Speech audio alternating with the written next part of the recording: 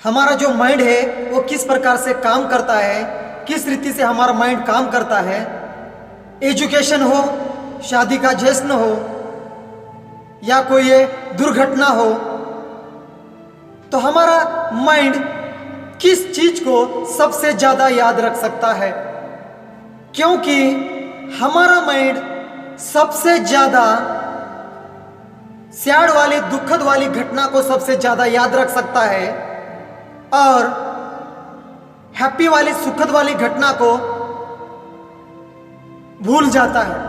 क्योंकि हमारे सामने इतना घट जाती है, उस घटना को हम बार बार याद करते हैं। मान लो कि आप कहीं शादी में गए हो, हमारी बाइक लेकर हम शादी में चले गए, वहां जाकर बड़े धूमधाम से, प्यार से वहां पे नाच गाने का जश्न, शादी का जश्न हमने बड़े प्यार से मनाया। लेकिन शादी हो जाने के बाद हम घर के लिए वापस निकले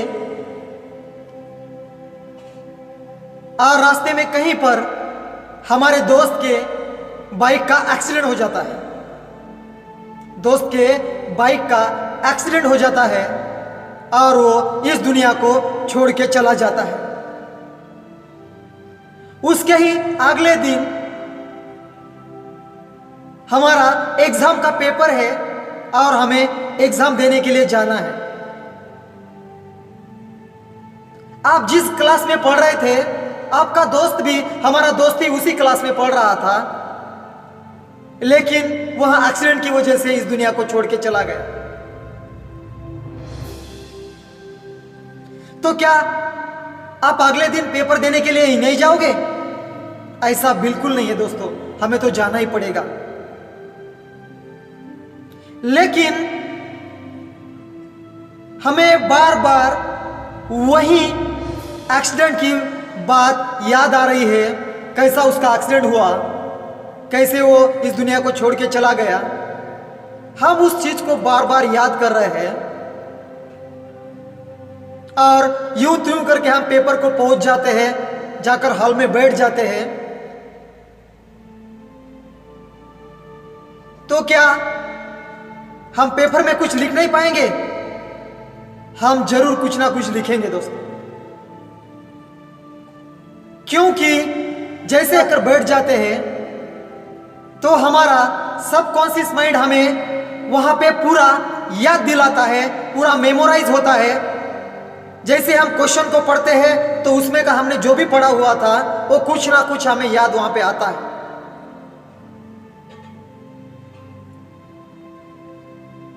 क्योंकि कॉन्शियस माइंड से हम सीखते हैं और सब कॉन्शियस माइंड से पूरे दिमाग में उसको याद कर लेते हैं। क्योंकि सब कॉन्शियस माइंड हमें उस 2 से 2.5 घंटे तक हमें पेपर को कवर करने की हम कोशिश करते हैं। और जैसे हम क्वेश्चन पढ़ते हैं, सब कॉन्शियस माइंड, अवचेतन मन उस तक पहुंचाने का काम करता है। या हमारा जो माइंड है, अवचेतन मन, उस चीज को हमें याद दिलाता है कि इस क्वेश्चन का आंसर ये है।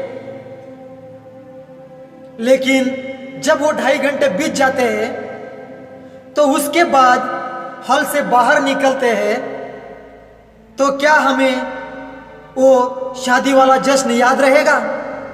किस तरह से हमने शादी में डांस किया था, किस तरह से शादी हुई थी, किस तरह से हम दुल्हा दुल्हन पर फूल डाले थे, ये क्या बात हमें याद रहेगी? क्योंकि वो हैप्पी वाली बात हमें बिल्कुल याद नहीं रहेगी, उस वेडिंग वाली, उस शादी वाली बात हमें बिल्कुल याद नहीं रहेगी। सिर्फ याद रहेगा तो हमें वह एक्सीडेंट वाली बात। जैसे हम उस चीज को बार बार याद करते हैं क्योंकि हमारा दिमाग जो है सबसे ज्यादा दुखद वाली घटना को याद रख सकता है। कई बार आपके साथ भी ऐसा हुआ होगा, कैसे फीलिंग होती है वहां पे?